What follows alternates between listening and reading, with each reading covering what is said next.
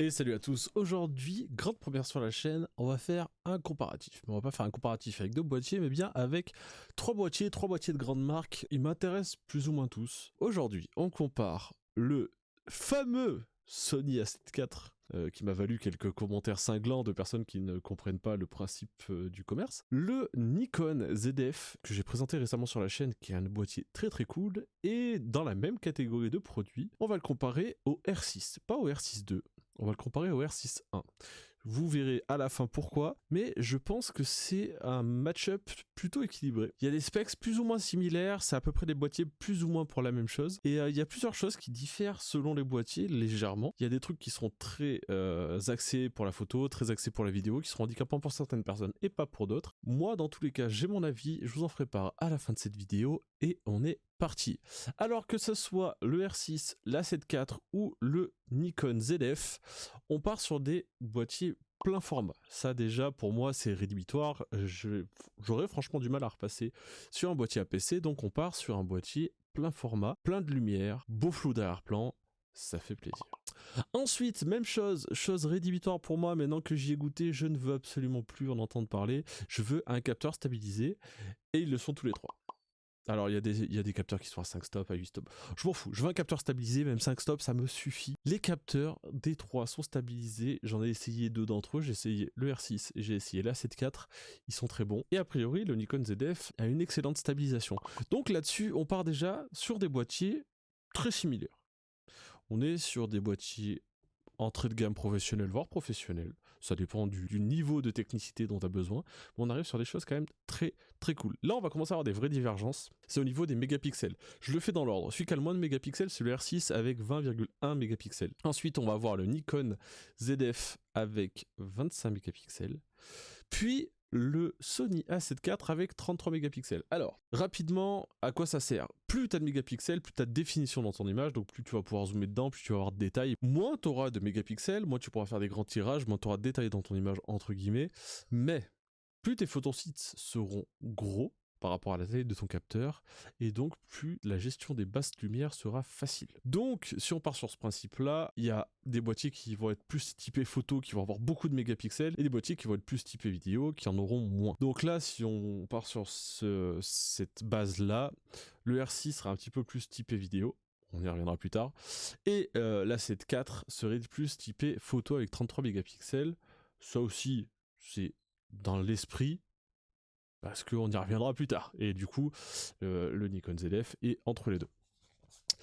Les trois ont un excellent autofocus avec un tracking qui marche très bien. Vraiment très bien. Encore une fois, j'ai essayé le R6 et la 7 IV, l'autofocus marche du tonnerre. Le Nikon ZF a l'autofocus de ses grands frères, et a priori, donc, il est très bon. À savoir que Nikon, c'est pas forcément la marque de laquelle on entend le plus parler, mais c'est un dinosaure, Nikon.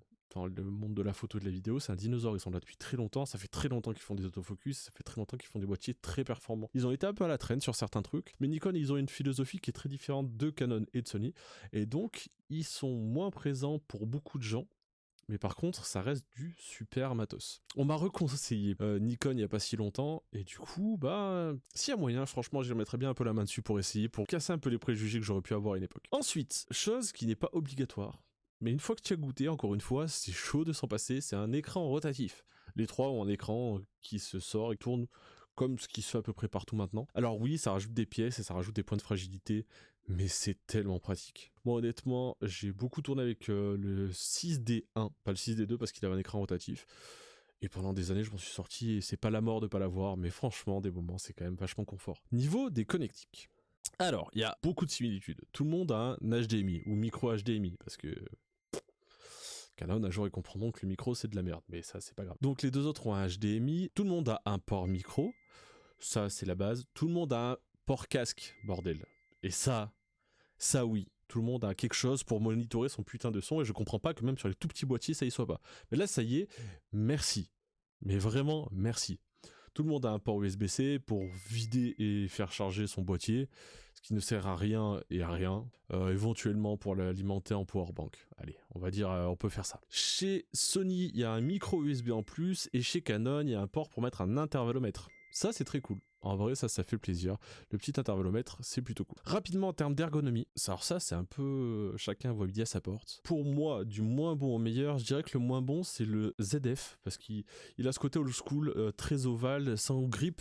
Et d'ailleurs, sur leur vidéo de présentation, ils disent « Ouais, mais nous, il y a Small Rig qui nous ont fait un surgrip. » Très bien. On peut rajouter un grip, ça c'est déjà une bonne nouvelle.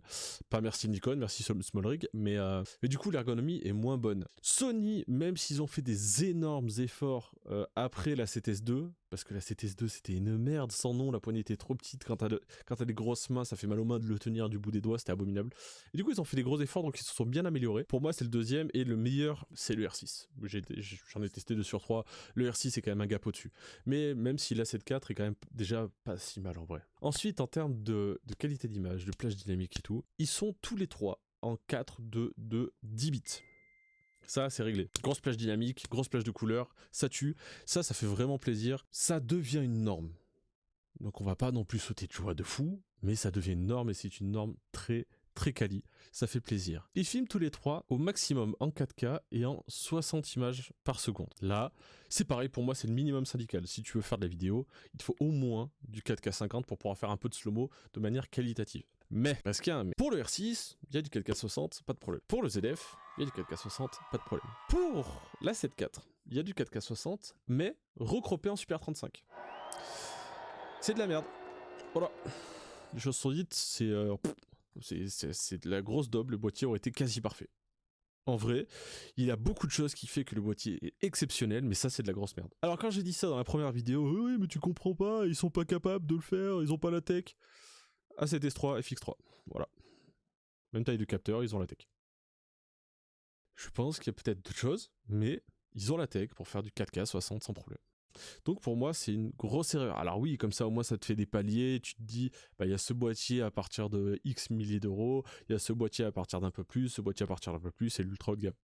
Oui, mais là franchement ça fait chier, c'est un boîtier polyvalent, il aurait pu rivaliser avec beaucoup de boîtiers très chers, beaucoup de boîtiers très cool de la concurrence, il aurait vraiment fait du mal. Et là, filmer en Super 35 et en 4K, franchement ça fait chier quoi. Le framerate max pour les 3 boîtiers, ça sera en Full HD, ça sera en 120, c'est très honorable.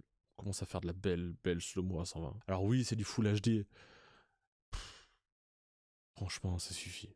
Il y a moyen de faire des trucs cool. Pour les réseaux sociaux, le Full HD est très largement suffisant. Et comme ça, on a une belle qualité d'image et une belle slow-mo. Franchement, ça fait plaisir. Gros problème du côté de Canon, c'est cette saloperie de limitation à 30 minutes. Le Nikon ZF est limité à 125 minutes.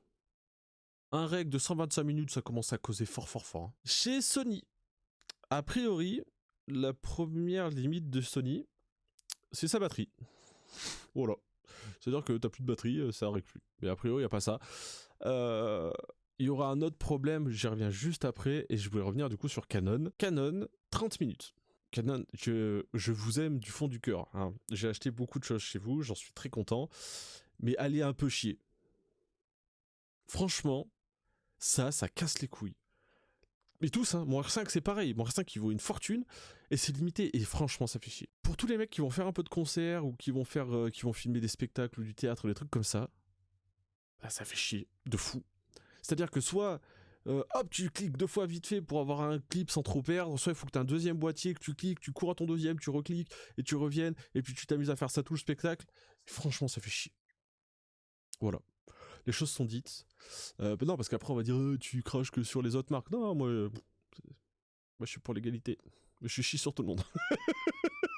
Non, moi je suis pour les consommateurs, il faut dire la vérité, à un moment donné, ça fait giga chier. Et en parlant de trucs qui fait giga chier, on va parler d'un autre truc. C'est l'overheat. A priori, j'ai pas eu d'information que le ZF overheat, mais j'ai pas eu l'information contraire non plus. Donc j'en sais rien. Ça, je vais pas vous le dire parce que ça serait fake info. Sur le Sony A7 IV, il y a eu des gens qui ont dit que ça overheat. Alors dans des cas spécifiques, des machins, a priori si tu mets tes 2 cartes et que tu rec un peu longtemps, ça peut overheat, mais si tu mets qu'une carte SD, ça overheat pas, mais peut-être que ça overheat, mais a priori, si on en a ça comme problème, ça devrait pas trop overheat. R6, on m'a dit, ouah, c'est une folie, ça overheat de fou, machin. Pour l'instant, dans un studio très chaud, j'ai rec 45 minutes d'affilée, je crois. Il s'est pas éteint. Le max que j'ai fait c'est 45 minutes. Bah ça tombe bien, moi j'ai rarement besoin de plus, honnêtement. Donc ça me va. Après effectivement si vous filmez des spectacles complets, des concerts et tout, gardez-le à l'esprit, potentiellement ça peut faire chier. Voilà, les choses sont dites, comme je vous dis, je suis transparent au maximum, mais moi j'ai pas eu de problème. Ça s'est jamais éteint. En termes de slot mémoire, parce que là c'est intéressant parce qu'il y a une petite surprise. Le Sony et le Canon ont 2 slots carte SD, c'est normal. Nikon, ils ont fait une petite filouterie, ils se sont dit tiens, nous on va faire les choses pas comme les autres. Ils vont mettre un slot SD et un slot micro SD. Et bah pourquoi pas. Voilà. Alors oui, c'est les plus petites cartes, ouais, le taux de transfert sera peut-être un peu différent, un peu de qualité machin basse. Mais pour tous les gens qui ont des GoPro, des drones, des trucs, des machins, où tu mets des micros dedans, des moments tu pars en tournage, et bah si tu oublies une carte, et bah tu peux mettre une micro et c'est pas si mal. Les micros SD sont maintenant quand même relativement quali, et bah si t'as des cartes SD dans ton drone, dans ta GoPro, voire dans ton téléphone, parce que moi dans mon téléphone j'en ai une, si vraiment j'ai tout oublié, on vient celle du téléphone, et bah, je peux quand même faire ma presta, et ça c'est pas si mal. Donc l'idée est pas mauvaise en vrai. Ensuite, autonomie de batterie. Alors là ça va être un peu normal. Canon et Sony, ils sont sur 500, 580 selon les sources photo. Donc on va faire de la photo parce que les vidéos selon quel framerate, quel bitrate, quelle résolution tu filmes, c'est jamais la même chose. Là c'est photo, c'est 500, 580 selon les sources officielles des marques, machin. Alors qu'il y a des mecs qui disent qu'ils arrivent à monter même jusqu'à 800. Donc c'est quand même des trucs qui causent fort fort fort. Sur le Nikon, on arrive à 300, mais vu le form factor du boîtier, je pense que forcément les batteries sont un peu plus petites. Mais ça fait presque moitié moins. Bah, il fallait bien qu'il ait un défaut, a priori c'est celui-là. C'est pour l'instant le plus gros défaut qu'il ait. Il a des batteries éclatées. Ça après les batteries, vous connaissez mon avis, vous en foutez 2 poignées au fond du sac, ça suffit pour la journée, peu importe le boîtier que vous avez. On arrive sur la fin, doucement. Il faut reconnaître un autre gros défaut d'un de ces boîtiers, c'est le menu. Le menu Canon est très bien, simple, efficace, y a pas trop de problème. J'ai regardé un petit peu, je connais moins, mais le menu Nikon a l'air pas si mal. Peut-être un peu plus complexe, ça vient certainement de l'habitude. Et il y en a un que j'ai beaucoup pratiqué, et le menu Sony, ça pourrait s'apparenter à de la merde. Voilà. Tout le monde s'en plaint, c'est une merde sans nom, il y a des dossiers sous des dossiers sous des dossiers, c'est chiant à mourir, il y a une quantité de trucs qui servent à rien, c'est giga chiant. Du coup, il faut que tu passes 116 ans à te faire un menu personnalisé pour récupérer que les trucs utiles et virer toutes les merdes. C'est atroce. Et la dernière chose, on va arriver sur un truc qui est purement subjectif. C'est le look. La gueule des boîtiers, parce que bah, d'habitude c'est pas forcément quelque chose que je check. Mais le corps du Sony et le corps du Canon sont des corps standards, je trouve plutôt jolis l'un et l'autre, honnêtement j'ai pas de problème avec. Mais la petite nouveauté c'est que sur le ZF, il y a une espèce de simili-cuir tout autour et sur le devant, qui fait que on peut changer la couleur. Enfin on peut pas la changer mais on peut acheter des couleurs différentes. On peut acheter du bleu, du gris, du noir, du orange, du vert. Franchement je trouve ça cool parce que saoule de voir toujours des boîtiers noirs, même si moi honnêtement je suis quelqu'un d'assez sobre donc il y a peu de chances que j'achète l'orange. Mais le fait de pouvoir se dire tiens on va avoir des couleurs différentes pour nos boîtiers et ça peut être un peu sympa. En vrai je trouve ça plutôt cool de pouvoir le faire. Surtout que c'est un milieu créatif, ça va nous changer un peu. Franchement c'est une bonne idée. Et j'espère que les autres marques vont un peu suivre ce côté personnalisation des boîtiers, des trucs comme ça. Alors oui il y a des stickers qui existent mais déjà c'est chiant. C'est long, je suis pas sûr que ça tienne suffisamment quand tu l'utilises de manière intensive. Franchement, c'est quand même super cool et j'ai trouvé ça vraiment, vraiment bien. Allez, on passe sur la fin et après je vous explique moi pour moi dans quel ordre on peut les classer et pourquoi. En termes de tarot, ça va de pas trop cher à un peu cher, mais ça reste convenable pour la qualité du matériel. Donc le plus cher c'est le Nikon ZF qui vaut 2500 balles. Alors, quand j'ai fait ma première vidéo il y a une semaine, il valait 2000. Je l'ai vu sur le site internet à 2000 balles. Quand j'ai voulu refaire la vidéo, je suis allé rechecker les prix pour être sûr, et je l'ai pas vu en dessous de 2500 balles. Et du coup, dans la nuit, il a sorti 500 balles de son cul. J'aurais su, j'en aurais pris 5. J'aurais tout revendu comme un sagouin. Du coup, voilà, il vaut, mine de rien, 500 balles de plus qu'il y a une semaine. J'ai pas compris. Peut-être qu'il y a une giga hype qui s'est créée autour. À mon sens, si t'aimes un peu le look vintage, que t'aimes un peu le fait de pouvoir personnaliser, et que tu veux un boîtier polyvalent, que ce soit photo et vidéo, c'est un très bon boîtier. Il a juste ce qu'il faut, même un peu plus, parce que je dirais le juste qu'il faut, il a même fait sauter la limite d'enregistrement et tout. il a un petit look cool, il a l'air un peu plus compact. 2500 balles, c'est beaucoup d'argent, mais c'est pas forcément hyper cher. Ensuite, c'est moins cher, il y a le Sony A7 IV. Alors le Sony A7 IV, moi j'ai un gros problème là-dessus, pour moi c'est quelque chose de quasi rédhibitoire. Il vaut 2200 €. Encore une fois, pour la qualité du produit, c'est beaucoup d'argent, mais c'est pas spécialement très cher.